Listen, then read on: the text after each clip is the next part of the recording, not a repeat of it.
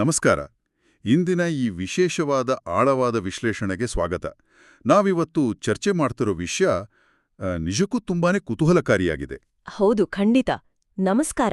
ನಾವೆಲ್ಲರೂ ದಿನಪತ್ರಿಕೆಗಳನ್ನ ಓದುವಾಗ ಕೊನೆ ಪುಟದಲ್ಲಿರೋ ರಾಶಿ ಭವಿಷ್ಯದ ಕಡೆ ಒಮ್ಮೆಯಾದ್ರೂ ಕಣ್ಣು ಹಾಯಿಸಿರ್ತೀವಿ ಅಲ್ವಾ? ನಿಜ.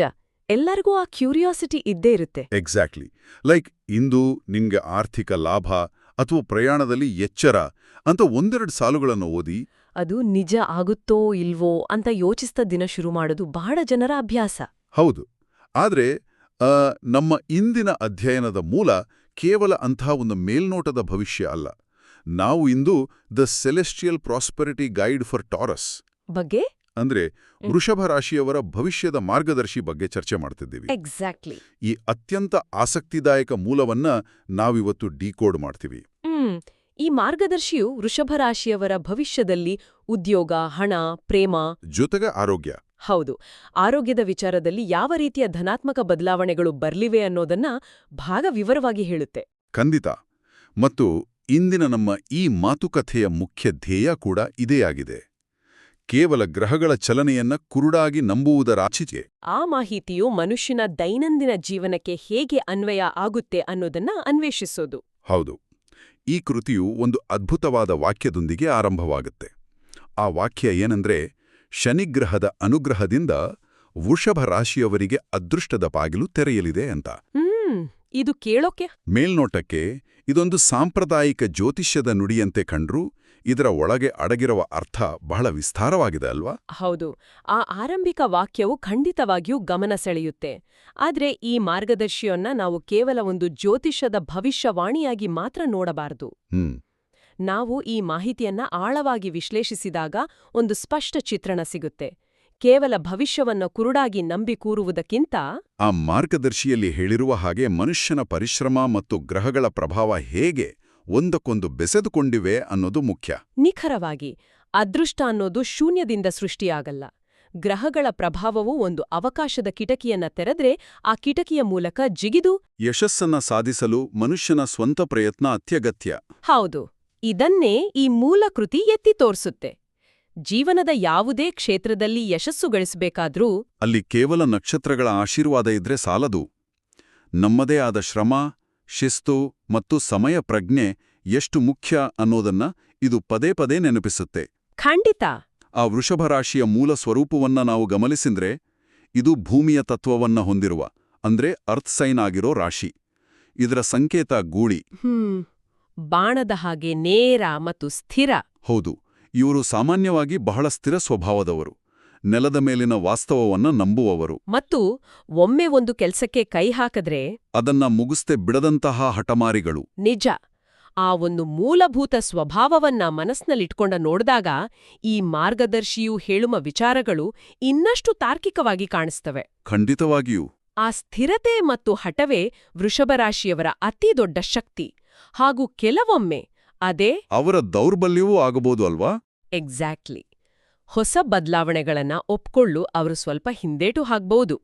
ಇಲ್ಲಿಯೇ ಶನಿಗ್ರಹದ ಪಾತ್ರ ಬಹಳ ಮುಖ್ಯವಾಗುತ್ತೆ. ಮಾರ್ಗದರ್ಶಿಯು ಶನಿಯ ಪ್ರಭಾವವನ್ನ ಕೇವಲ ಒಂದು ಘಟನೆಯಾಗಿ ನೋಡದೆ ಒಂದು ಪ್ರಕ್ರಿಯೆಯಾಗಿ ವಿವರಿಸುತ್ತೆ. ಆ ಪ್ರಕ್ರಿಯೆಯು ವೃಷಭರಾಶಿಯವರ ಆಲಸ್ಯವನ್ನ ಮುರಿದು ಅವರ ಸ್ಥಿರತೆಯನ್ನ ಕಠಿಣ ಪರಿಶ್ರಮವಾಗಿ ಪರಿವರ್ತಿಸುವ ಶಕ್ತಿಯನ್ನು ಹೊಂದಿದೆ. ಹೌದು. ಸರಿ, ಇದನ್ನೆಲ್ಲ ಬಿಡಿಸಿ ನೋಡೋಣ. ಮೊದಲನೇದಾಗಿ ವಿಶ್ಲೇಷಣೆಯ ಮೊದಲ ಹಂತವಾಗಿ ಶನಿಗ್ರಹದ ಅನುಗ್ರಹದ ಬಗ್ಗೆ ಮಾತಾಡೋಣ. ಖಂಡಿತ. ಮೂಲ ಮಾಹಿತಿಯಲ್ಲಿ ಹೇಳಿರುವಂತೆ ಶನಿಗ್ರಹವು ವೃಷಭ ರಾಶಿಯವರಿಗೆ ಶ್ರದ್ಧೆ, ಸ್ಥಿರತೆ ಮತ್ತು ಧೈರ್ಯವನ್ನ ನೀಡುತ್ತೆ. ಹೌದು. ಸಾಮಾನ್ಯವಾಗಿ ನಮ್ಮ ಸಮಾಜದಲ್ಲಿ ಅಥವಾ ಜ್ಯೋತಿಷ್ಯದ ಪರಿಭಾಷೆಯಲ್ಲಿ ಶನಿಗ್ರಹದ ಹೆಸರು ಕೇಳಿದ ತಕ್ಷಣ ಬಹಳಷ್ಟು ಜನರಲ್ಲಿ ಒಂದು ರೀತಿಯ ಭಯ ಮೂಡೋದು ಸಹಜ. ಹೌದಲ್ವಾ? ಶನಿ ದೆಸೆ ಸಾಡೆ ಸಾತಿ ಬಂದ್ರೆ ಜೀವನವೇ ಕಷ್ಟಗಳ ಮಯವಾಗುತ್ತೆ ಅನ್ನೋ ಒಂದು ಸಾಮಾನ್ಯ ನಂಬಿಕೆ ಇದೆ. ಆ ನಂಬಿಕೆ ಇದೆ. ಆದ್ರೆ ಈ ಮಾರ್ಗದರ್ಶಿಯಲ್ಲಿ ಶನಿಯನ್ನ ಬಹಳ ಸಕಾರಾತ್ಮಕವಾಗಿ ಒಂದು ರೀತಿಯಲ್ಲಿ ಕಟ್ಟುನಿಟ್ಟಿನ ಶಿಕ್ಷಕನ ರೀತಿಯಲ್ಲಿ ಚಿತ್ರಿಸಲಾಗಿದೆ. ಈ ಸಮಯದಲ್ಲಿ ಶನಿಗ್ರಹದ ಅನುಗ್ರಹದಿಂದ ವೃಷಭ ರಾಶಿಯವರ ಪರಿಶ್ರಮಕ್ಕೆ ತಕ್ಕ ಪ್ರತಿಫಲ ದೊರೆಯಲಿದೆ ಅಂತ ಸ್ಪಷ್ಟವಾಗಿ ಹೇಳಲಾಗಿದೆ. ಅಂದ್ರೆ ಸುಮ್ಮನೆ ಕುಳಿತವರಿಗೆ ಏನೂ ಸಿಗುದಿಲ್ಲ ಅಂತ. ಎಕ್ಸಾಕ್ಟ್ಲಿ. ಮಾಡುವ ಪ್ರತಿಯೊಂದು ಒಳ್ಳೆಯ ಕೆಲಸಕ್ಕೂ ಹಾಕುವ ಪ್ರತಿಯೊಂದು ಶ್ರಮಕ್ಕೂ ಖಂಡಿತವಾಗಿಯೂ ಒಂದು ಮನ್ನಣೆ ಸಿಗುತ್ತೆ ಅನ್ನೋ ಭರವಸೆಯನ್ನ ಇದು ನೀಡ್ತಿದೆ. ಇಲ್ಲಿ ಗಮನಾರ್ಹವಾದ ವಿಷಯವೆಂದರೆ ಶನಿಯು ಕೇವಲ ಅದೃಷ್ಟವನ್ನ ಸುಮ್ಮನೆ ಆಕಾಶದಿಂದ ಸುರಿಸುವ ಗ್ರಹ ಅಲ್ಲ. ಬದಲಾಗಿ ವ್ಯಕ್ತಿಯ ಕಠಿಣ ಪರಿಶ್ರಮಕ್ಕೆ ತಕ್ಕ ಪ್ರತಿಫಲವನ್ನ ನೀಡುವ, ಕರ್ಮಕ್ಕೆ ತಕ್ಕ ಫಲವನ್ನ ನೀಡುವ ನ್ಯಾಯಾಧೀಶನಂತೆ ಕೆಲಸ ಮಾಡ್ತದೆ. ಕಠಿಣ ಪರಿಶ್ರಮ ಇಲ್ಲದೆ, ಯಾವುದೇ ಶಿಸ್ತೂ ಇಲ್ಲದೆ ಶನಿಯಿಂದ ಏನನ್ನೂ ನಿರೀಕ್ಷಿಸಲು ಸಾಧ್ಯವಿಲ್ಲ ಎಂಬುದೇ ಇದರ ಹಿಂದಿನ ವಾಸ್ತವ. ನಿಜ. ಜೊತೆಗೆ ಈ ಮೂಲಕೃತಿಯಲ್ಲಿ ಇನ್ನೊಂದು ಬಹಳ ಮುಖ್ಯವಾದ ಅಂಶವನ್ನ ಸೂಚಿಸಲಾಗಿದೆ: ಧ್ಯಾನ, ಯೋಗ ಮತ್ತು ನಿಷ್ಠಾವಂತ ಮನೋಭಾವ. ಹೌದು, ಇವು ಮಾನಸಿಕ ನೆಮ್ಮದಿಯನ್ನ ಅಂದ್ರೆ ಮನಃಶಾಂತಿಯನ್ನ ಹೇಗೆ ಸುಧಾರಿಸುತ್ತೆ ಅಂತ ಅದರಲ್ಲಿ ಪ್ರಸ್ತಾಪಿಸಲಾಗಿದೆ. ನಾವೆಲ್ಲರೂ ಯೋಚಿಸ್ಬೋದು, ಒಂದು ಗ್ರಹದ ಚಲನೆಗೂ ನಾವು ಮ್ಯಾಟ್ ಮೇಲೆ ಕುಳಿತು ಮಾಡುವ ಯೋಗ ಅಥವಾ ಧ್ಯಾನಕ್ಕೂ ಏನ್ ಸಂಬಂಧ ಅಂತ. ಇದರ ಹಿಂದಿನ ತರ್ಕವನ್ನ ನಾವು ಅರ್ಥ ಮಾಡಿಕೊಳ್ಳಬೇಕು. ಶನಿಯು ಶ್ರದ್ಧೆ ಮತ್ತು ಅಪಾರವಾದ ಏಕಾಗ್ರತೆಯನ್ನ ಬೇಡುವ ಗ್ರಹ. ಇಂದಿನ ಈ ವೇಗದ ಡಿಜಿಟಲ್ ಬದುಕಿನಲ್ಲಿ ನಮ್ಮ ಮನಸ್ಸು ಸದಾ ನೂರಾರು ಗೊಂದಲಗಳಲ್ಲಿ ಸಿಲುಕಿರುತ್ತೆ. ಇಂಥ ಪರಿಸ್ಥಿತಿಯಲ್ಲಿ ಧ್ಯಾನ ಮತ್ತು ಯೋಗದಂತಹ ಅಭ್ಯಾಸಗಳು ಮನಸ್ಸನ್ನ ಶಾಂತಗೊಳಿಸಿ ಒಂದೇ ಗುರಿಯತ್ತ ಕೇಂದ್ರೀಕರಿಸಲು ಸಹಾಯ ಮಾಡುತ್ತವೆ. ಹೌದು, ಆ ಏಕಾಗ್ರತೆ ಬಂದಾಗ ಮಾತ್ರ ಮನುಷ್ಯ ತನ್ನ ಕೆಲಸದಲ್ಲಿ ಸಂಪೂರ್ಣವಾಗಿ ತೊಡಗಿಕೊಳ್ಳಲು ಸಾಧ್ಯ. ಖಂಡಿತ.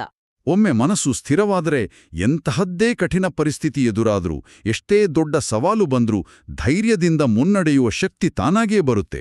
ನಿಜ. ಮಾರ್ಗದರ್ಶಿಯು ಕೇವಲ ಗ್ರಹಗಳ ಆರಾಧನೆ ಮಾಡಿ ಅಂತ ಹೇಳ್ತಿಲ್ಲ, ಬದಲಾಗಿ ನಮ್ಮ ದೈನಂದಿನ ಜೀವನ ಶೈಲಿಯಲ್ಲಿ ಅಳವಡಿಸಿಕೊಳ್ಳಬೇಕಾದ ಅತ್ಯುತ್ತಮ ಅಭ್ಯಾಸಗಳನ್ನ ಜ್ಯೋತಿಷ್ಯದ ಚೌಕಟ್ಟಿನಲ್ಲಿ ನೀಡ್ತಿದೆ.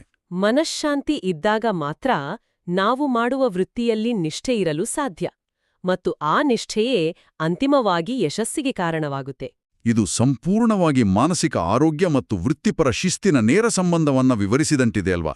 ಸರಿಯಾಗಿ ಗುರುತಿಸಿದ್ದೀರಿ. ನಾವು ಇದೇ ವಿಚಾರವನ್ನ ಮುಂದಿನ ಹಂತಕ್ಕೆ ಅಂದ್ರೆ ಉದ್ಯೋಗದ ಕ್ಷೇತ್ರಕ್ಕೆ ತೆಗೆದುಕೊಂಡು ಹೋದ್ರೆ ಈ ಮಾರ್ಗದರ್ಶಿಯ ತರ್ಕ ಇನ್ನಷ್ಟು ಸ್ಪಷ್ಟವಾಗುತ್ತೆ.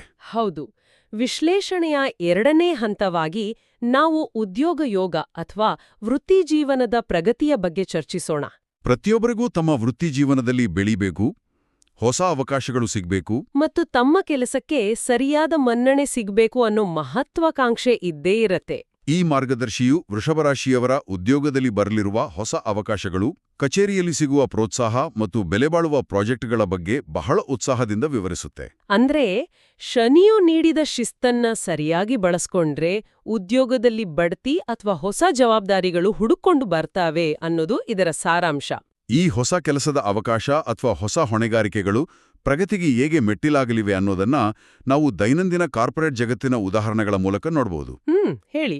ಒಬ್ಬ ವ್ಯಕ್ತಿ ಐಟಿ ಕಂಪನಿಯಲ್ಲಿ ಅಥವಾ ಯಾವುದಾದ್ರೂ ಕಾರ್ಪೊರೇಟ್ ಸಂಸ್ಥೆಯಲ್ಲಿ ಹಲವು ವರ್ಷಗಳಿಂದ ಕೆಲಸ ಮಾಡ್ತಿದ್ದಾನೆ ಅಂದ್ಕೊಳ್ಳಿ. ಓಕೆ. ಆತನಿಗೆ ಇದ್ದಕ್ಕಿದ್ದಂತೆ ಒಂದು ಹೊಸ ಸಂಕೀರ್ಣವಾದ ಮತ್ತು ದೊಡ್ಡ ಪ್ರಾಜೆಕ್ಟಿನ ಜವಾಬ್ದಾರಿ ಸಿಗುತ್ತೆ. ಆರಂಭದಲ್ಲಿ ಇದು ಒಂದು ದೊಡ್ಡ ತಲೆನೋವು ಅಥವಾ ಕೆಲಸದ ಒತ್ತಡವನ್ನ ಹೆಚ್ಚಿಸುವ ಹೊರೆ ಅಂತ ಅನ್ಸಬಹುದು. ದಿನಕ್ಕೆ 10-12 ಗಂಟೆ ಕೆಲಸ ಮಾಡಬೇಕಾದ ಪರಿಸ್ಥಿತಿ ಬರಬಹುದು. ಹೌದು. ಆದರೆ ಆ ಹೊಸ ಹೊಣೆಗಾರಿಕೆಯನ್ನ ಆತ ಶಿಸ್ತಿನಿಂದ ನಿಭಾಯಿಸಿದ್ರೆ ಅದೇ ಪ್ರಾಜೆಕ್ಟ್ ಆತನ ನಾಯಕತ್ವದ ಗುಣಗಳನ್ನ ಅಂದ್ರೆ ಲೀಡರ್ಶಿಪ್ ಸ್ಕಿಲ್ಸ್ ಅನ್ನ ಮ್ಯಾನೇಜ್ಮೆಂಟ್ಗೆ ತೋರಿಸಲು ಒಂದು ವೇದಿಕೆ ಆಗುತ್ತೆ. ಮುಂದಿನ ಪ್ರಮೋಷನ್ಗೆ ಅಥವಾ ಸಂಬಳದ ಹೆಚ್ಚಳಕ್ಕೆ ಅದೇ ಮೆಟ್ಟಿಲಾಗಿ ಬದಲಾಗುತ್ತೆ. ಮಾರ್ಗದರ್ಶನಿಯಲ್ಲಿ ಹೇಳಿರುವ ಉದ್ಯೋಗ ಯೋಗದ ಪರಿಕಲ್ಪನೆ ಕೇವಲ ಕುಳಿತಲ್ಲೇ ಪ್ರಮೋಷನ್ ಲೆಟರ್ ಬರುತ್ತೆ ಎಂದಲ್ಲ. ಬದಲಾಗಿ ಇಂತಹ ಸವಾಲಿನ ಅವಕಾಶಗಳು ಎದುರಾಗ್ತವೆ, ಅದನ್ನ ಎದುರಿಸುವ ಶಕ್ತಿ ನಿಮ್ಮಲ್ಲಿದೆ ಅಂತ ಹೇಳ್ತಿದೆ. ಆ ಐಟಿ ಪ್ರಾಜೆಕ್ಟ್ನ ಉದಾಹರಣೆ ಈ ಪರಿಸ್ಥಿತಿಗೆ ಕನ್ನಡಿ ಹಿಡಿದಂತಿದೆ.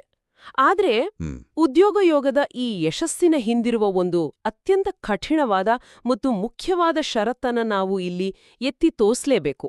ಯಾವುದದು? ಮೂಲ ಮಾಹಿತಿಯಲ್ಲಿ ಕೇವಲ ದೊಡ್ಡ ಪ್ರಾಜೆಕ್ಟ್ಗಳು ಮತ್ತು ಪ್ರಮೋಷನ್ಗಳ ಬಗ್ಗೆ ಮಾತ್ರ ಹೇಳಿಲ್ಲ, ಸಹೋದ್ಯೋಗಿಗಳೊಂದಿಗೆ ಉತ್ತಮ ಸಂಬಂಧ ಯಶಸ್ಸಿಗೆ ನೆರವಾಗ್ತದೆ ಅನ್ನೋ ಒಂದು ಅತ್ಯಂತ ಮಹತ್ವದ ಎಚ್ಚರಿಕೆಯನ್ನು ನೀಡಲಾಗಿದೆ. ಹೌದು. ಎಷ್ಟೇ ಅದೃಷ್ಟವಿದ್ರೂ ಬುದ್ಧಿವಂತಿಕೆ ಇದ್ರೂ ಕಚೇರಿಯ ವಾತಾವರಣದಲ್ಲಿ ಹೊಂದಾಣಿಕೆ ಮತ್ತು ಟೀಮ್ ವರ್ಕ್ ಇಲ್ದಿದ್ರೆ ಯಶಸ್ಸು ಸಾಧ್ಯವಿಲ್ಲ ಅನ್ನೋದನ್ನ ಇದು ಸ್ಪಷ್ಟವಾಗಿ ವಿಶ್ಲೇಷಿಸುತ್ತೆ. ನಾವು ಹಿಂದಿನ ಉದಾಹರಣೆಯನ್ನೇ ಮುಂದುವರಿಸೋದಾದ್ರೆ ಆ ವ್ಯಕ್ತಿಗೆ ಎಷ್ಟೇ ದೊಡ್ಡ ಪ್ರಾಜೆಕ್ಟ್ ಸಿಕ್ಕರೂ ಆತ ತನ್ನ ತಂಡದ ಸದಸ್ಯರನ್ನ ಕೀಳಾಗಿ ಕಂಡರೆ ಅಥವಾ ಸಹೋದ್ಯೋಗಿಗಳೊಂದಿಗೆ ಸರಿಯಾಗಿ ಬೆರೆಯಲು ಸಂವಹನ ನಡೆಸಲು ಸಾಧ್ಯವಾಗದಿದ್ರೆ ಆ ಪ್ರಾಜೆಕ್ಟ್ ಯಶಸ್ವಿಯಾಗಲು ಸಾಧ್ಯವೇ? ಖಂಡಿತ ಇಲ್ಲ. ಎಷ್ಟೇ ಪ್ರತಿಭಾವಂತನಾಗಿದ್ರೂ ಒಂಟಿಯಾಗಿ ಒಂದು ದೊಡ್ಡ ಸಂಸ್ಥೆಯನ್ನ ಮುನ್ನಡೆಸಲು ಸಾಧ್ಯವಿಲ್ಲ. ನಮ್ಗೆ ಇತರೆ ವಿಭಾಗಗಳ ನಮ್ಮ ಜೊತೆ ಕೆಲ್ಸ ಮಾಡೋರ ಬೆಂಬಲ ಬೇಕೇ ಬೇಕು. ಗ್ರಹಗಳ ಅನುಗ್ರಹದಿಂದ ನಮಗೆ ಒಂದು ಅತ್ಯುತ್ತಮವಾದ ವೇದಿಕೆ ಸಿಗ್ಬೋದು, ನಾವೇ ಆ ಪ್ರಾಜೆಕ್ಟ್ನ ಲೀಡರ್ ಆಗ್ಬೋದು. ಆದ್ರೆ ಆ ವೇದಿಕೆಯ ಮೇಲೆ ನಿಂತು ಗೆಲ್ಲಲು ನಮಗೆ ಬೇಕಾಗಿರೋದು ಇಂತಹ ಮಾನವೀಯ ಸಂಬಂಧಗಳು, ಭಾವನಾತ್ಮಕ ಬುದ್ಧಿಮತ್ತೆ ಅಂದ್ರೆ ಇಮೋಷನಲ್ ಇಂಟೆಲಿಜೆನ್ಸ್ ಮತ್ತು ವೃತ್ತಿಪರ ನಡವಳಿಕೆ. ನಿಜ. ಒಬ್ಬ ವ್ಯಕ್ತಿಯ ಟೀಮ್ ವರ್ಕ್ ಮತ್ತು ಹೊಂದಾಣಿಕೆಯ ಸ್ವಭಾವವೇ ಆತನ ಉದ್ಯೋಗ ಯೋಗವನ್ನ ಸಂಪೂರ್ಣಗೊಳಿಸುತ್ತೆ. ಈ ಮಾರ್ಗದರ್ಶಿ ಕೇವಲ ಆಕಾಶದ ನಕ್ಷತ್ರಗಳನ್ನ ನೋಡಲು ಹೇಳ್ತಿಲ್ಲ, ನಮ್ಮ ಪಕ್ಕದ ಡೆಸ್ಕ್ನಲ್ಲಿ ಕುಳಿತಿರುವ ಸಹೋದ್ಯೋಗಿಯೊಂದಿಗೆ ಹೇಗೆ ನಡ್ಕೊಳ್ಬೇಕು ಅನ್ನೋದನ್ನು ಕಲಿಸ್ತಿದೆ. ಜ್ಯೋತಿಷ್ಯದ ಭಾಷೆಯಲ್ಲಿ ಇದು ಅತ್ಯುತ್ತಮವಾದ ಮ್ಯಾನೇಜ್ಮೆಂಟ್ ಪಾಠ ಇದ್ದಂತೆ. ಇಲ್ಲಿ ವಿಷಯ ನಿಜಕ್ಕೂ ಕುತೂಹಲಕಾರಿಯಾಗ್ತಿದೆ. ಹೇಗೆ? ಯಾಕಂದ್ರೆ ವೃತ್ತಿಜೀವನದ ಯಶಸ್ಸಿನ ಜತೆಯಲ್ಲೇ ಸಾಗುವ ಮತ್ತು ಪ್ರತಿಯೊಬ್ಬರ ಜೀವನದಲ್ಲೂ ಬಹಳ ಮುಖ್ಯವಾದ ಆರ್ಥಿಕ ವಿಚಾರ. ಹೌದು, ಅದೇ ಧನ ಪ್ರವಾಹ. ವಿಶ್ಲೇಷಣೆಯ 3ನೇ ಹಂತದಲ್ಲಿ ನಾವು ಆರ್ಥಿಕ ವಿಚಾರದ ಕಡೆಗೆ ಗಮನಹರಿಸೋಣ. ಖಂಡಿತ. ಈ ಮಾರ್ಗದರ್ಶಿಯ ಪ್ರಕಾರ ವೃಷಭ ರಾಶಿಯವರೆಗೆ ಹಣದ ಪ್ರವಾಹ ಹೆಚ್ಚಾಗಲಿದೆ, ಜೊತೆಗೆ ಹೊಸ ಬಿಸ್ನೆಸ್ ಮತ್ತು ಹೂಡಿಕೆ ಅವಕಾಶಗಳು ಲಾಭ ತರಲಿವೆ ಅಂತ ಭವಿಷ್ಯ ನುಡಿಯಲಾಗಿದೆ. ಯಾರಿಗೆ ಆಗಲಿ ಹಣದ ಹರಿವು ಹೆಚ್ಚಾಗುತ್ತೆ, ಆರ್ಥಿಕ ಮುಗ್ಗಟ್ಟು ದೂರವಾಗುತ್ತೆ ಅಂದ್ರೆ ಸಹಜವಾಗಿಯೇ ಒಂದು ಭರವಸೆ ಮತ್ತು ಖುಷಿ ಮೂಡುತ್ತೆ. ಹೊಸ ವ್ಯಾಪಾರವನ್ನು ಶುರು ಮಾಡಬೇಕು ಅಂದುಕೊಂಡಿರೋವರೆಗೆ, ಅಥವಾ ಶೇರ್ ಮಾರುಕಟ್ಟೆಯಲ್ಲಿ, ಮ್ಯೂಚುವಲ್ ಫಂಡ್ಗಳಲ್ಲಿ, ರಿಯಲ್ ಎಸ್ಟೇಟ್ನಲ್ಲಿ ಹೂಡಿಕೆ ಮಾಡಬೇಕು ಅಂತ ಸರಿಯಾದ ಸಮಯಕ್ಕಾಗಿ ಕಾಯ್ತಿರೋವರೆಗೆ ಇದೊಂದು ಅತ್ಯುತ್ತಮವಾದ ಕಾಲಘಟ್ಟ ಅಂತ ಮೂಲವು ಸೂಚಿಸುತ್ತಿದೆ. ಆರ್ಥಿಕವಾಗಿ ಒಂದು ಭದ್ರವಾದ ಹೆಜ್ಜೆ ಇಡಲು ಇದು ಪೂರಕವಾದ ವಾತಾವರಣವನ್ನ ನಿರ್ಮಿಸ್ತಿದೆ ಅನ್ನೋದು ಇದರಿಂದ ಸ್ಪಷ್ಟವಾಗುತ್ತೆ. ಇದನ್ನ ವಿಶಾಲ ದೃಷ್ಟಿಕೋನದಿಂದ ನೋಡಿದಾಗ ಈ ಧನಪ್ರವಾಹದ ವಿಚಾರದಲ್ಲಿ ಅಡಗಿರುವ ಕಟು ವಾಸ್ತವವನ್ನ ನಾವು ಅರ್ಥ ಮಾಡ್ಕೊಳ್ಳೇಬೇಕು. ಕೇವಲ ಹಣ ಹರಿದು ಬಂದ್ರೆ ಸಾಲದು. ಆ ಹಣವನ್ನ ಉಳಿಸುವ, ನಿರ್ವಹಿಸುವ ಮತ್ತು ಬೆಳೆಸುವ ಕಲೆ ಗೊತ್ತಿರಬೇಕು. ಎಕ್ಸಾಕ್ಟ್ಲಿ. ಬಹಳಷ್ಟು ಬಾರಿ ಇದ್ದಕ್ಕಿದ್ದಂತೆ ಆದಾಯ ಹೆಚ್ಚಾದಾಗ ಜನರ ಜೀವನ ಶೈಲಿಯ ಖರ್ಚುಗಳು ಕೂಡ ಅದೇ ವೇಗದಲ್ಲಿ ಅಥವಾ ಅದಕ್ಕಿಂತ ಹೆಚ್ಚು ವೇಗದಲ್ಲಿ ಬೆಳೆಯುತ್ತವೆ. ಹೌದು, ಇದನ್ನೇ ಅರ್ಥಶಾಸ್ತ್ರದಲ್ಲಿ ಲೈಫ್ ಸ್ಟೈಲ್ ಕ್ರೀಪ್ ಅಂತ ಕರೀತಾರೆ. ನಿಜ. ಮೂಲ ಮಾಹಿತಿಯಲ್ಲಿ ಇದನ್ನ ತಡೆಯಲು ಬಹಳ ಸ್ಪಷ್ಟವಾಗಿ ಒಂದು ಮಾತನ್ನ ಹೇಳಲಾಗಿದೆ. ವೈಯಕ್ತಿಕ ಖರ್ಚುಗಳಲ್ಲಿ ಶ್ರದ್ಧೆ ಮತ್ತು ಯೋಜನೆಯಿಂದ ಹಣದ ನಿರ್ವಹಣೆ ಉತ್ತಮವಾಗುತ್ತದೆ ಅಂತ. ಇದು ಪ್ರತಿಯೊಬ್ಬರೂ ಕಲೀಲೇಬೇಕಾದ ಪಾಠ. ಹೌದು. ಹಣದ ಪ್ರವಾಹ ಹೆಚ್ಚಾದ ತಕ್ಷಣ ನಾವು ತೆಗೆದುಕೊಳ್ಳುವ ನಿರ್ಧಾರಗಳು ನಮ್ಮ ಆರ್ಥಿಕ ಭವಿಷ್ಯವನ್ನು ನಿರ್ಧರಿಸ್ತವೆ.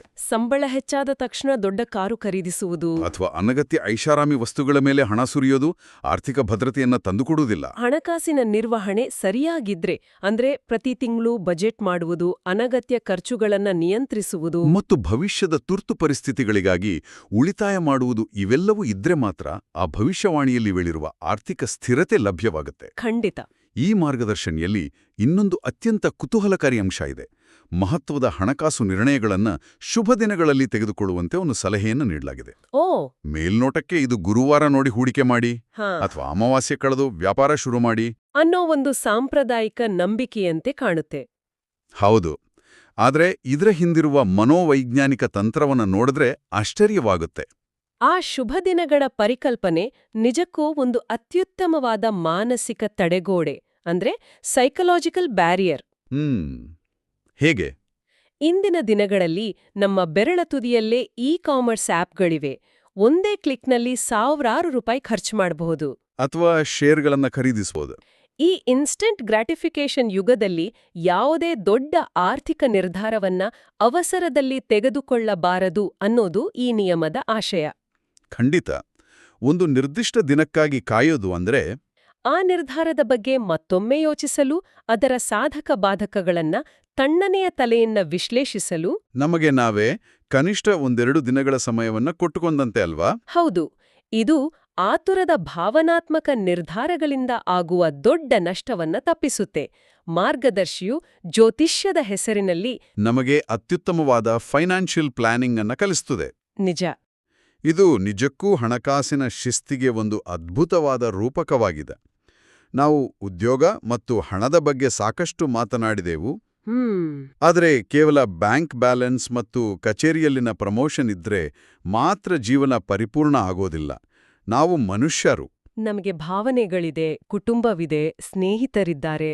ಹಾಗಾಗಿ ವೈಯಕ್ತಿಕ ಸಂಬಂಧಗಳು ಕೂಡ ಅಷ್ಟೇ ಅಥವಾ ಅದಕ್ಕಿಂತ ಹೆಚ್ಚು ಮುಖ್ಯ. ಈಗ ನಾವು ನಮ್ಮ ವಿಶ್ಲೇಷಣೆಯ 4ನೇ ಹಂತಕ್ಕೆ ಬರೋಣ. ಪ್ರೇಮ, ಯಶಸ್ಸು ಮತ್ತು ಮಾನವ ಸಂಬಂಧಗಳು. ಎಕ್ಸಾಕ್ಟ್ಲಿ. ಮಾರ್ಗದರ್ಶಿಯ ಪ್ರಕಾರ ವೃಷಭ ರಾಶಿಯವರ ಸಂಬಂಧಗಳಲ್ಲಿ ಹೊಸ ಬೆಳಕು ಮೂಡಲಿದೆ ಮತ್ತು ಬಾಂಧವ್ಯ ಮತ್ತಷ್ಟು ಬಲವಾಗಲಿದೆ ಅಂತ ಹೇಳಲಾಗಿದೆ. ಪ್ರೀತಿ, ದಾಂಪತ್ಯ ಮತ್ತು ಸ್ನೇಹದಲ್ಲಿರುವ ತಪ್ಪು ತಿಳುವಳಿಕೆಗಳು ಅಂದ್ರೆ ಕಮ್ಯುನಿಕೇಷನ್ ಗ್ಯಾಪಿಂದ ಬರುವ ಮಿಸ್ಅಂಡರ್ಸ್ಟ್ಯಾಂಡಿಂಗ್ಸ್. ಹೌದು, ಅವು ಕಡಿಮೆಯಾಗುವ ವಿಚಾರವನ್ನ ಇದರಲ್ಲಿ ಹಂಚಿಕೊಳ್ಳಲಾಗಿದೆ. ದೈನಂದಿನ ಜೀವನದ ಜಂಜಾಟದಲ್ಲಿ, ಕೆಲಸದ ಒತ್ತಡದಲ್ಲಿ, ನಮ್ಮ ಆಪ್ತರೊಂದಿಗೆ, ಸ್ನೇಹಿತರೊಂದಿಗೆ ಅಥವಾ ಜೀವನ ಸಂಗಾತಿಯೊಂದಿಗೆ ಆಗಾಗ ಸಣ್ಣಪುಟ್ಟ ಮನಸ್ತಾಪಗಳು ಬರೋದು ಬಹಳ ಸಹಜ. ಆದರೆ ಈ ಅವಧಿಯಲ್ಲಿ ಆ ಎಲ್ಲ ಅಡೆತಡೆಗಳು ನಿವಾರಣೆಯಾಗಿ ಸಂಬಂಧಗಳು ಒಂದು ಹೊಸ ಮಾಗಿದ ಹಂತವನ್ನ ತಲುಪ್ತವೆ ಅಂತ ಇದು ಭರವಸೆ ನೀಡ್ತಿದೆ. ಈ ಬದಲಾವಣೆಗೆ ನಿಜವಾದ ಕಾರಣವೇನು ಅನ್ನೋದನ್ನ ನಾವು ಬಹಳ ಸೂಕ್ಷ್ಮವಾಗಿ ಗಮನಿಸಬೇಕು. ಒಂದು ದಿನ ಬೆಳಿಗ್ಗೆ ಎದ್ದ ತಕ್ಷಣ ಸಂಬಂಧಗಳು ಮ್ಯಾಜಿಕ್ ಮಾಡಿದಂತೆ ಸುಧಾರಿಸುವುದಿಲ್ಲ. ಖಂಡಿತ ಇಲ್ಲ. ಅದು ಕೇವಲ ಗ್ರಹಗತಿಗಳ ಬದಲಾವಣೆಯಿಂದಲೋ ಅಥವಾ ಯಾವುದೇ ಒಂದು ಯಾದೃಚ್ಛಿಕ ಅದೃಷ್ಟದಿಂದಲೋ ಆಗುವ ಪವಾಡವಲ್ಲ. ಹಾಗಾದ್ರೆ ಮೂಲ ಕೃತಿಯಲ್ಲಿ ಸ್ಪಷ್ಟವಾಗಿ ಹೇಳಿರುವಂತೆ ವ್ಯಕ್ತಿಯಲ್ಲಿ ಹೆಚ್ಚಾಗುವ ಆತ್ಮವಿಶ್ವಾಸ ಮತ್ತು ಧೈರ್ಯದಿಂದ ಸಂಬಂಧಗಳು ಸುಧಾರಿಸ್ತವೆ. ಇದು ಸಂಪೂರ್ಣವಾಗಿ ಒಂದು ಮನೋವೈಜ್ಞಾನಿಕ ಸರಪಳಿ ಕ್ರಿಯೆ. ನಾವು ಈ ಹಿಂದೆ ಚರ್ಚಿಸಿದ ಅಂಶಗಳನ್ನು ಒಮ್ಮೆ ನೆನಪಿಸ್ಕೊಳ್ಳಿ. ಒಬ್ಬ ವ್ಯಕ್ತಿ ಯೋಗ, ಧ್ಯಾನಗಳ ಮೂಲಕ ಮಾನಸಿಕ ಶಾಂತಿಯನ್ನ ಕಂಡುಕೊಂಡಾಗ, ತನ್ನ ಕಠಿಣ ಪರಿಶ್ರಮದಿಂದ ವೃತ್ತಿಜೀವನದಲ್ಲಿ ಸ್ಥಿರತೆಯನ್ನ ಪಡೆದಾಗ ಮತ್ತು ಆರ್ಥಿಕ ಶಿಸ್ತಿನಿಂದ ಹಣಕಾಸಿನ ಭದ್ರತೆ ಹೊಂದಿದಾಗ ಆತನಲ್ಲಿ ಸಹಜವಾಗಿಯೇ ಒಂದು ಅಗಾಧವಾದ ಧನಾತ್ಮಕವಾದ ಆತ್ಮವಿಶ್ವಾಸ ಮೂಡುತ್ತೆ. ಆತನ ತಲೆಯ ಮೇಲಿದ್ದ ಒತ್ತಡದ ಭಾರ ಕಡಿಮೆಯಾಗಿರುತ್ತೆ. ಇದು 100ಕ್ಕೆ 100 ಸತ್ಯ. ಹಣಕಾಸಿನ ಮುಗ್ಗಟ್ಟು ಮತ್ತು ವೃತ್ತಿಯ ಅನಿಶ್ಚಿತತೆಯೇ ಬಹಳಷ್ಟು ಕೌಟುಂಬಿಕ ಜಗಳಗಳಿಗೆ, ಬ್ರೇಕಪ್ಗಳಿಗೆ ಮೂಲ ಕಾರಣವಾಗಿರುತ್ತೆ. ವ್ಯಕ್ತಿಯಲ್ಲಿ ಆ ಆರ್ಥಿಕ ಮತ್ತು ವೃತ್ತಿಪರ ಭದ್ರತೆ ಬಂದಾಗ ಆತ ತನ್ನ ಆಪ್ತರೊಂದಿಗೆ ಹೆಚ್ಚು ಶಾಂತವಾಗಿ, ಪ್ರಬುದ್ಧತೆಯಿಂದ ವರ್ತಿಸಲು ಸಾಧ್ಯವಾಗುತ್ತೆ. ಆ ಆತ್ಮವಿಶ್ವಾಸ ಮತ್ತು ಆಂತರಿಕ ಧೈರ್ಯವಿದ್ದಾಗ ಇತರರೊಂದಿಗೆ ಮುಕ್ತವಾಗಿ ಸಂವಹನ ಮಾಡೋದು ಸುಲಭವಾಗುತ್ತೆ. ನಾವು ನಮ್ಮ ಆಪ್ತರ ಬಳಿ, ನಮ್ಮ ಸಂಗಾತಿಯ ಬಳಿ ಮುಕ್ತವಾಗಿ, ಯಾವುದೇ ಮುಚ್ಚುಮರೆ ಇಲ್ಲದೆ ಮಾತನಾಡಲು ಆರಂಭಿಸಿದಾಗ, ನಮ್ಮ ಭಾವನೆಗಳನ್ನ, ನಮ್ಮ ಭಯಗಳನ್ನ ಸ್ಪಷ್ಟವಾಗಿ ವ್ಯಕ್ತಪಡಿಸಿದಾಗ ತಾನಾಗಿಯೇ ಯಾವುದೇ ರೀತಿಯ ತಪ್ಪು ತಿಳುವಳಿಕೆಗಳು ಮಾಯವಾಗುತ್ತವೆ. ಸಂಬಂಧಗಳಲ್ಲಿನ ಬಿರುಕುಗಳು ಮುಚ್ಚಿಕೊಳ್ಳುತ್ತವೆ. ಬಾಂಧವ್ಯ ಗಟ್ಟಿಯಾಗಲು ಬೇಕಿರುವುದು ಇದೇ ರೀತಿಯ ಪಾರದರ್ಶಕತೆ ಮತ್ತು ಮುಕ್ತತೆ. ಆದ್ರಿಂದ ಮಾರ್ಗದರ್ಶಿಯು ಸೂಚಿಸುವಂತೆ ಗ್ರಹಗಳು ನಮಗೆ ಆತ್ಮವಿಶ್ವಾಸವನ್ನು ನೀಡಲು ಒಂದು ಪೂರಕ ವಾತಾವರಣವನ್ನು ನಿರ್ಮಿಸಬಹುದು. ಆದ್ರೆ ಆ ವಿಶ್ವಾಸವನ್ನ ಬಳಸಿ ನಮ್ಮ ಸಂಬಂಧಗಳನ್ನ ಗಟ್ಟಿಗೊಳಿಸುವ, ನಮ್ಮವರೊಂದಿಗೆ ಪ್ರೀತಿಯಿಂದ ಮಾತನಾಡುವ ಜವಾಬ್ದಾರಿ ಸಂಪೂರ್ಣವಾಗಿ ನಮ್ಮದೇ ಆಗಿರುತ್ತೆ. ಹೌದು, ಯಶಸ್ಸಿನ ಈ ಎಲ್ಲ ಆಯಾಮಗಳು ಒಂದಕ್ಕೊಂದು ಕೊಂಡಿಯಂತೆ ಬೆಸೆದುಕೊಂಡಿವೆ. ಶಿಸ್ತು, ಆರ್ಥಿಕತೆ, ಉದ್ಯೋಗ ಮತ್ತು ಸಂಬಂಧ. ಇವು 4 ಪ್ರತ್ಯೇಕ ದ್ವೀಪಗಳಲ್ಲ, ಬದಲಾಗಿ ಒಂದೇ ಜೀವನದ ಚಕ್ರದ ಬೇರೆ ಬೇರೆ ಭಾಗಗಳು. ಒಂದರಲ್ಲಿನ ಸುಧಾರಣೆ ಇನ್ನೊಂದಕ್ಕೆ ದಾರಿ ಮಾಡಿಕೊಡುತ್ತೆ. ಖಂಡಿತ. ಹಾಗಾದರೆ ಇದರ ಒಟ್ಟಾರೆ ಅರ್ಥವೇನು? ನಾವಿಲ್ಲಿವರೆಗೆ ಚರ್ಚಿಸಿದ, ವಿಶ್ಲೇಷಿಸಿದ ಈ ಎಲ್ಲ ವಿಷಯಗಳನ್ನ ಒಟ್ಟಾಗಿ ಸೇರಿಸಿ ನೋಡೋಣ. ಈ ಸಂಪೂರ್ಣ ಮಾಹಿತಿಯನ್ನ ಕ್ರೋಢೀಕರಿಸುವುದಾದರೆ, ವೃಷಭ ರಾಶಿಯವರಿಗೆ ದಿ ಸೆಲೆಸ್ಟಿಯಲ್ ಪ್ರಾಸ್ಪೆರಿಟಿ ಗೈಡ್ ಬಹಳ ಸ್ಪಷ್ಟವಾದ ಮತ್ತು ಪ್ರಾಯೋಗಿಕವಾದ ಸಂದೇಶವನ್ನ ನೀಡ್ತಿದೆ. ಶನಿಯ ಅನುಗ್ರಹ ಕೇವಲ ಒಂದು ಕುಳಿತಲ್ಲೇ ಸಿಗುವ ಆಶೀರ್ವಾದ ಮಾತ್ರವಲ್ಲ, ಅದು ಕಠಿಣ ಪರಿಶ್ರಮವನ್ನ ಬೇಡುವ, ನಮ್ಮ ಸಾಮರ್ಥ್ಯವನ್ನ ಹೊರಗೆ ಹಚ್ಚುವ ಒಂದು ಅವಕಾಶ. ಆ ಪರಿಶ್ರಮದ ಜೊತೆಗೆ ನಮ್ಮದೇ ಆದ ದೈನಂದಿನ ಶಿಸ್ತು, ಏಕಾಗ್ರತೆಗಾಗಿ ಯೋಗ ಮತ್ತು ಧ್ಯಾನ, ಕಚೇರಿಯಲ್ಲಿ ಸಹೋದ್ಯೋಗಿಗಳೊಂದಿಗಿನ ಉತ್ತಮ ಬಾಂಧವ್ಯ ಮತ್ತು ಟೀಮ್ ವರ್ಕ್, ಆರ್ಥಿಕ ಯೋಜನೆಯಲ್ಲಿನ ಎಚ್ಚರಿಕೆ ಹಾಗೂ ಬಜೆಟ್ ನಿರ್ವಹಣೆ, ಮತ್ತು ವೈಯಕ್ತಿಕ ಸಂಬಂಧಗಳಲ್ಲಿನ ಆತ್ಮವಿಶ್ವಾಸ ಮತ್ತು ಮುಕ್ತ ಸಂವಹನ, ಇವೆಲ್ಲವೂ ಒಟ್ಟಾಗಿ ಸೇರಿದಾಗ ಮಾತ್ರ ಉದ್ಯೋಗ, ಹಣ, ಪ್ರೇಮ ಮತ್ತು ಆರೋಗ್ಯದಲ್ಲಿ ನಿಜವಾದ ದೀರ್ಘಕಾಲಿಕ ಅದೃಷ್ಟ ಒಲಿಯುತ್ತೆ ಅನ್ನೋದು ಈ ಭವಿಷ್ಯದ ಮಾರ್ಗದರ್ಶಿಯ ಒಟ್ಟಾರೆ ಸಾರಾಂಶ. ಯಾವುದೂ ಸುಲಭವಾಗಿ ದಕ್ಕುವುದಿಲ್ಲ, ಆದರೆ ಸರಿಯಾದ ಪ್ರಯತ್ನವಿದ್ರೆ ಯಾವುದೂ ಅಸಾಧ್ಯವಲ್ಲ. ಈ ಜ್ಞಾನದ ಮತ್ತು ಈ ಮಾರ್ಗದರ್ಶಿಯ ಪ್ರಸ್ತುತತೆಯನ್ನ ನಾವು 2 ವಿಭಿನ್ನ ಕೋನಗಳಿಂದ ನೋಡಬಹುದು. ಯಾವ ರೀತಿ? ಮೊದಲನೇದಾಗಿ, ಜ್ಯೋತಿಷ್ಯವನ್ನ ಮತ್ತು ಬ್ರಹ್ಮಾಂಡದ ಗ್ರಹಗಳ ಪ್ರಭಾವವನ್ನ ಗಾಢವಾಗಿ ನಂಬುವರಿಗೆ, ಅದನ್ನ ಶ್ರದ್ಧೆಯಿಂದ ಪಾಲಿಸುವವರಿಗೆ ಇದೊಂದು ಅತ್ಯಂತ ಶುಭ ಸೂಚನೆಯಾಗಿದೆ. ಹೌದು. ಇದು ಅವರಿಗೆ ಮುಂಬರುವ ದಿನಗಳಲ್ಲಿ ಎದುರಾಗುವ ಸವಾಲುಗಳನ್ನ ಇನ್ನಷ್ಟು ಉತ್ಸಾಹದಿಂದ ಮತ್ತು ಧೈರ್ಯದಿಂದ ಎದುರಿಸಲು, ಗುರಿಯತ್ತ ಕೆಲಸ ಮಾಡಲು ಬೇಕಾದ ಆಧ್ಯಾತ್ಮಿಕ ಸ್ಫೂರ್ತಿಯನ್ನ ನೀಡುತ್ತೆ. ಮತ್ತು ಎರಡನೆಯದಾಗಿ, ಜ್ಯೋತಿಷ್ಯವನ್ನ ಸಂಪೂರ್ಣವಾಗಿ ಪಕ್ಕಕ್ಕಿಟ್ಟು ಕೇವಲ ತರ್ಕ, ವಿಜ್ಞಾನ ಮತ್ತು ಸ್ವಂತ ಪ್ರಯತ್ನವನ್ನ ಮಾತ್ರ ನಂಬುವರಿಗೂ ಕೂಡ ಇದರಲ್ಲಿ ಕಲಿಯಲು ಮತ್ತು ಅಳವಡಿಸಿಕೊಳ್ಳಲು ಬಹಳಷ್ಟಿದೆ. ಇದೊಂದು ಅತ್ಯುತ್ತಮವಾದ ಪ್ರಾಯೋಗಿಕ ಜೀವನದ ಚೌಕಟ್ಟನ್ನ ಒದಗಿಸುತ್ತದೆ. ಶ್ರದ್ಧೆಯಿಂದ ಕೆಲಸ ಮಾಡುವುದು, ಹಣಕಾಸಿನ ಶಿಸ್ತನ್ನ ಪಾಲಿಸುವುದು, ಕಚೇರಿಯಲ್ಲಿ ಇತರರೊಂದಿಗೆ ಹೊಂದಾಣಿಕೆಯಿಂದ ಕೆಲಸ ಮಾಡುವುದು ಮತ್ತು ವೈಯಕ್ತಿಕ ಸಂಬಂಧಗಳಲ್ಲಿ ನಂಬಿಕೆ ಹಾಗೂ ಮುಕ್ತ ಸಂವಹನವನ್ನ ಇಟ್ಟುಕೊಳ್ಳುವುದು ಇವೆಲ್ಲವೂ ಯಾವುದೇ ಓರ್ವ ಯಶಸ್ವಿ ವ್ಯಕ್ತಿ ಪಾಲಿಸಲೇಬೇಕಾದ ಮೂಲಭೂತ ನಿಯಮಗಳು. ಈ ಮಾರ್ಗದರ್ಶಿಯು ಜ್ಯೋತಿಷ್ಯದ ನಿಗೂಢ ಭಾಷೆಯ ಮೂಲಕ ಅದೇ ಸಾರ್ವತ್ರಿಕ ಸತ್ಯಗಳನ್ನ ನಮಗೆ ಅತ್ಯಂತ ಆಸಕ್ತಿದಾಯಕವಾಗಿ ಪ್ರೇರೇಪಿಸುವ ರೀತಿಯಲ್ಲಿ ವಿವರಿಸಿದೆ. ಇದು ನಿಜಕ್ಕೂ ಅದ್ಭುತ. ಇದು ಒಂದು ಪ್ರಮುಖ ಪ್ರಶ್ನೆಯನ್ನ ಹುಟ್ಟುಹಾಕುತ್ತದೆ. ಯಾವ ಪ್ರಶ್ನೆ? ನಾವು ಇಷ್ಟೊತ್ತು ಸುದೀರ್ಘವಾಗಿ ಚರ್ಚಿಸಿದ ಈ ಸಂಪೂರ್ಣ ಮಾರ್ಗದರ್ಶನದಲ್ಲಿ ನಾವು ಪದೇ ಪದೇ ನೋಡ್ತಿರುವ ಅಂಶವೆಂದರೆ ಕರೆಯಲ್ಪಡುವ ಅದೃಷ್ಟವು ವಾಸ್ತವಿಕ ಮತ್ತು ಪ್ರಾಯೋಗಿಕ ಕ್ರಿಯೆಗಳೊಂದಿಗೆ ಅತ್ಯಂತ ಬಿಗಾಗಿ ಬೆಸೆದುಕೊಂಡಿದೆ. ಅದು ಕಠಿಣ ಪರಿಶ್ರಮವಿರಬಹುದು, ಆತುರದ ಖರ್ಚಿನ ಮೇಲಿನ ನಿಯಂತ್ರಣವಿರಬಹುದು, ಅಥವಾ ಸಹೋದ್ಯೋಗಿಗಳೊಂದಿಗೆ ಉತ್ತಮ ಸಂಬಂಧ ಬೆಳೆಸುವ ಕೌಶಲ್ಯವೇ ಆಗಿರಬಹುದು. ಹಾಗಾದರೆ ಇಲ್ಲಿ ಒಂದು ಆಳವಾದ ಚಿಂತನೆ ಮೂಡುತ್ತೆ. ಜ್ಯೋತಿಷ್ಯವು ನಮ್ಮ ಭವಿಷ್ಯವನ್ನ ಮೊದಲೇ ನಿರ್ಧರಿಸುತ್ತದೆಯೋ? ಅಂದ್ರೆ ಎಲ್ಲವೂ ಮೊದಲೇ ಬರೆಯಲ್ಪಟ್ಟಿದೆಯೋ? ಅಥವಾ ಜೀವನದಲ್ಲಿ ಯಶಸ್ವಿಯಾಗಲು, ನೆಮ್ಮದಿಯಿಂದಿರಲು ನಮಗೆ ಅತ್ಯಗತ್ಯವಾಗಿ ಬೇಕಾಗಿರುವ ಈ ಮೂಲಭೂತ ಶಿಸ್ತು, ಸಂವಹನ, ತಾಳ್ಮೆ ಮತ್ತು ಸತತ ಪ್ರಯತ್ನಗಳನ್ನ ಬ್ರಹ್ಮಾಂಡದ ನಿಯಮಗಳ ಮೂಲಕ, ಗ್ರಹಗಳ ಚಲನೀಯ ರೂಪಕದ ಮೂಲಕ ನಮಗೆ ಪದೇ ಪದೇ ನೆನಪಿಸಿ ನಾವೇ ನಮ್ಮ ಅದೃಷ್ಟವನ್ನ ನಮ್ಮ ಕೈಯಾರೆ ರೂಪಿಸಿಕೊಳ್ಳುವಂತೆ ನಮ್ಮನ್ನ ಪ್ರೇರೇಪಿಸುತ್ತದೆಯೋ? ಕೇವಲ ದೂರದ ನಕ್ಷತ್ರಗಳು ನಮ್ಮ ಭವಿಷ್ಯವನ್ನ ಬರೆಯುತ್ತಿವೆಯೋ? ಅಥವಾ ಆ ನಕ್ಷತ್ರಗಳ ನೆಪದಲ್ಲಿ ನಮ್ಮೊಳಗೆ ಮಲಗಿರುವ ಅಪಾರವಾದ ಶಕ್ತಿ ಮತ್ತು ವಿಶ್ವಾಸವನ್ನ ನಾವೇ ಬಡಿದೆಬ್ಬಿಸಿಕೊಳ್ಳುತ್ತಿದ್ದೇವೆಯೋ? ಇದು ನಿಜಕ್ಕೂ ನಮ್ಮನ್ನೇ ನಾವು ಕೇಳ್ಕೊಳ್ಬೇಕಾದ ಪ್ರಶ್ನೆ. ಈ ಒಂದು ಕುತೂಹಲಕಾರಿ, ಪ್ರಚೋದನಾತ್ಮಕ ಪ್ರಶ್ನೆಯನ್ನ ನಮ್ಮ ಕೇಳುಗರ ಚಿಂತನೆಗೆ ಬಿಡುತ್ತಾ ಇಂದಿನ ಈ ವಿಶೇಷವಾದ ಮತ್ತು ವಿಸ್ತಾರವಾದ ಮಾತುಕತೆಯನ್ನ ಇಲ್ಲಿಗೆ ಮುಕ್ತಾಯಗೊಳಿಸುತ್ತಿದ್ದೇವೆ.